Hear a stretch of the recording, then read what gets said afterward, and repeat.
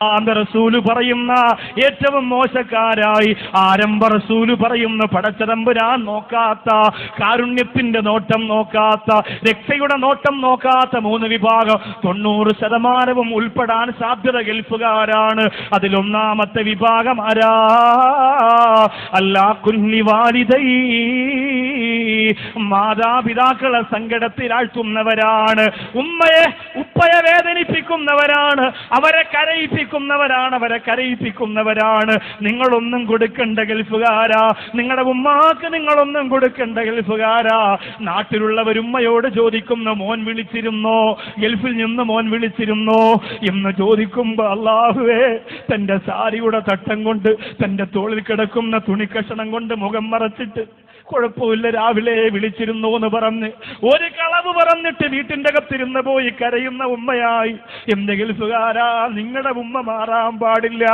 ഉമ്മ നിങ്ങളെ എങ്ങനെയോ കാണട്ടെ, പിണങ്ങട്ടെ, കുറ്റപ്പെടുത്തട്ടെ, സ്ഥാനം തരാതിരിക്കട്ടെ. 2 ദിവസം കൂടുമ്പോ ഉമ്മ, അതിനുള്ള പൈസ പോകട്ടെ ചെറുപ്പക്കാരാ, അതിനുള്ള സാമ്പത്തികം നിനക്ക് നഷ്ടം വരട്ടെ മോനെ, ഉമ്മ നിങ്ങൾക്ക് സുഖമല്ലേ എന്ന് ചോദിക്കാൻ എന്റെ പ്രിയപ്പെട്ടവരെ നിങ്ങൾക്ക് കഴിയുക. കരളിന്റെ കൽബിന്റെ ഒരു കഷണമായിട്ട് എന്റെയും നിങ്ങളുടെയും വാപ്പയും ഉമ്മയും മാറണം ഗൾഫുകാരാ. ഉമ്മാരെ ദുആ കൊണ്ടല്ലാതെ ഒരു ഗൾഫുകാരനും ഇന്ന് വരെ രക്ഷപ്പെട്ട ചരിത്രമില്ല. പ്രിയപ്പെട്ടവരെ, നിങ്ങൾ ആദ്യമായി നിങ്ങളുടെ വീട്ടിൽ നിന്നിറങ്ങിയ രംഗം നിങ്ങൾ ചിന്തിച്ചിട്ടുണ്ടോ?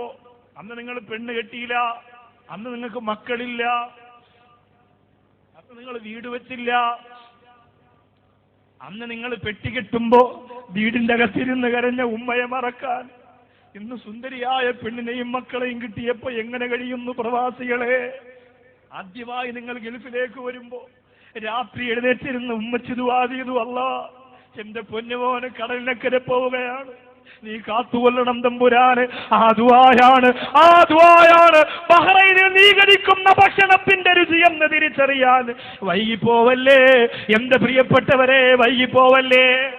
ഇന്ന് നീ കല്യാണം കഴിഞ്ഞു, മക്കളായി, മക്കളൊക്കെ ഇവിടെ കൊണ്ടുവന്ന് ഇവിടെ ചേർത്ത് ഇവിടെ പഠിപ്പിക്കുന്നു. പക്ഷേ ആ ഉമ്മയോട് വല്ലപ്പോഴും ഒന്ന് വിളിച്ചിട്ട് സുഖമാണോ എന്ന് ചോദിക്കാൻ നേരമില്ലാത്ത അവസ്ഥ വന്നു പോവല്ലേ പെങ്ങളെ, ചെറുപ്പക്കാരാ. ഒരു ക്ലിപ്പ് കണ്ടല്ലോ, തന്റെ പ്രിയപ്പെട്ട ഉമ്മയോടും ഭാര്യയോടും യാത്ര പറഞ്ഞ് ജോലിക്ക് പോകുന്ന പ്രിയപ്പെട്ട ഭർത്താവ് എല്ലാ ദിവസവും മടങ്ങി വരുമ്പോ തളർന്ന് ക്ഷീണിച്ചു കിടക്കുന്ന ഉമ്മയുടെ ശരീരത്ത് മുറിവുകൾ. ഇതെങ്ങനെ സംഭവിക്കുന്നു എന്നറിയാൻ ഭാര്യയോട് ചോദിച്ചിട്ട് മറുപടിയില്ല. ഭാര്യ ഒരു പ്രത്യേക സ്വഭാവക്കാരിയാണ്. അവസാനം ഭാര്യ അറിയാതെ ഒരു ക്യാമറ വീട്ടിൽ ഫിറ്റ് ചെയ്തു. ഇപ്പൊ ക്യാമറയ്ക്ക് സുലഭമാണല്ലോ. അത് ഫിറ്റ് ചെയ്തിട്ട് പിറ്റേന്ന് ഭർത്താവ് ഇതുപോലെ രാവിലെ യാത്ര പറഞ്ഞു പോയി വൈകുന്നേരം വന്ന് നോക്കുമ്പോ, അല്ലാഹുവേ, തന്റെ പ്രിയപ്പെട്ട ഭാര്യ തന്റെ ഉമ്മയെ ചെയ്യുന്ന ക്രൂരതകൾ ആ ക്യാമറയിലൂടെ കണ്ട് പൊട്ടിക്കരഞ്ഞു പോയി. വെള്ളം ചോദിക്കുന്ന ഉമ്മാടെ വാക്യകത്ത് പാത്രം കൊണ്ട് ഇടിക്കുകയാണ് പ്രിയപ്പെട്ട ഭാര്യ. അല്ലാഹുവേ, എഴുന്നേറ്റ് നടക്കാൻ പോലും കഴിയാതെ കട്ടിൽ കിടക്കുന്ന പ്രിയപ്പെട്ട ഉമ്മയെ കാലുകൊണ്ട് ചവിട്ടി തറയിലിട്ട് തൊഴിക്കുകയാണ് പ്രിയപ്പെട്ട ഭാര്യ. ആ സഹോദരൻ ചങ്കുപൊട്ടുകയാണ്. എങ്ങനെ സഹിക്കാൻ പറ്റൂ എന്റെ ഗൾഫുകാരാ, എങ്ങനെ സഹിക്കാൻ പറ്റൂ എന്റെ ഗൾഫുകാരാ. തിരുവനന്തപുരം ജില്ലയുടെ ഭീമാപ്പള്ളിയിൽ ഒരു ദിവസം ചാനലുകാർ മുഴുവനും വന്ന് ഒരു ഉമ്മയുടെ ചുറ്റും കൂടി. ആ ഉമ്മയോട് ചോദിച്ചു, ഉമ്മ, നിങ്ങൾ എങ്ങനെയാണ് ഇവിടെ എത്തിയത്? അറിയില്ല മക്കളെ, അറിയില്ല. എന്റെ പൊന്നുമോനും നില കൊണ്ടുവന്നതാണ്. ഉമ്മാക്ക് ഭീമാപ്പള്ളി കാണണ്ടേ എന്ന് പറഞ്ഞ് ഗൾഫിൽ നിന്ന് വന്നപ്പോ അവൻ വാങ്ങിയ പുതിയ വാഹനത്തിന്റെ അകത്ത് എന്നെ കയറ്റി കൊണ്ടുവന്നതാണ്. ഞാൻ കരുതി അല്ലാഹു എന്റെ പൊന്നുമോൻ എന്നോട് സ്നേഹം കൊണ്ടുവരുന്നതാണെന്നല്ല. ഭീമാപ്പള്ളിയിലെ സിയാറത്തിന്റെ വെള്ളിയാഴ്ച രാവിന്റെ തിരക്കുകൾക്കിടയിൽ പൂച്ചയെ കൊണ്ട് കളയുന്ന പോലെ എന്നെ കൊണ്ടുവന്ന് കളഞ്ഞിട്ട് എന്റെ പൊന്നുമോൻ പോയി. എനിക്ക് തിരിച്ചു പോകാനറിയില്ല. മോന്റെ പേരെന്ന് പറയൂ, നിങ്ങളുടെ നാടെന്ന് പറയൂ, ഞങ്ങൾക്ക് അവനെ പിടിക്കാമെന്ന് പറഞ്ഞപ്പോ ഇല്ല. എന്റെ പൊന്നുമോൻ പാവമാണ്, ഞാൻ വീട്ടിലുള്ളത് അവനൊരു ശല്യമാണെങ്കിൽ എന്റെ പൊന്നുമോൻ മക്കളോടൊത്ത് സന്തോഷത്തോടെ കഴിയട്ടെ. ഞാൻ ഈ പള്ളിയുടെ മുമ്പ് കിടന്നുകൊള്ളാം.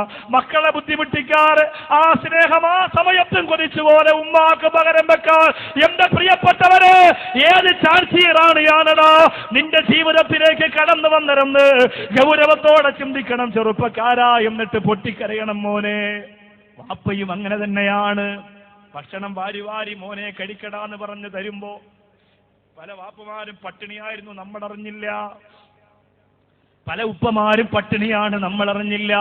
നമ്മൾ ഉറങ്ങിക്കിടക്കുമ്പോ നമ്മളടുത്ത് വന്നിട്ട് തലയുടെ വിയർപ്പിങ്ങനെ കൈകൊണ്ട് തടവിക്കളഞ്ഞിട്ട് നമ്മുടെ നെറ്റിയിൽ മുത്തം തന്നിട്ട് പോകുന്ന വാപ്പയെ നമ്മൾ ആരും അറിഞ്ഞിരുന്നില്ല. അല്ലാഹുവേ, അല്ലാഹുവേ, ഞങ്ങളുടെ മാതാപിതാക്കൾക്ക് നീ സ്വർഗം കൊടുക്കണേ അല്ലാ. ഈ മജ്ലിസിൽ വന്നിരുന്ന് പൊട്ടിക്കരഞ്ഞതിന്റെ, ഈ മജ്ലിസിൽ വന്നിരുന്ന് ത്യാഗം ചെയ്തതിന്റെ പ്രതിഫലം ഞങ്ങളുടെ ഉമ്മാക്കും ഉപ്പാക്കും നീ കൊടുക്കണയല്ല. അങ്ങനെയാവട്ടെ. ബാക്കി രണ്ട് വിഭാഗത്തെ പറയുന്നതിന് മുമ്പ് അങ്ങനെയാവട്ടെ ചെറുപ്പക്കാരാ.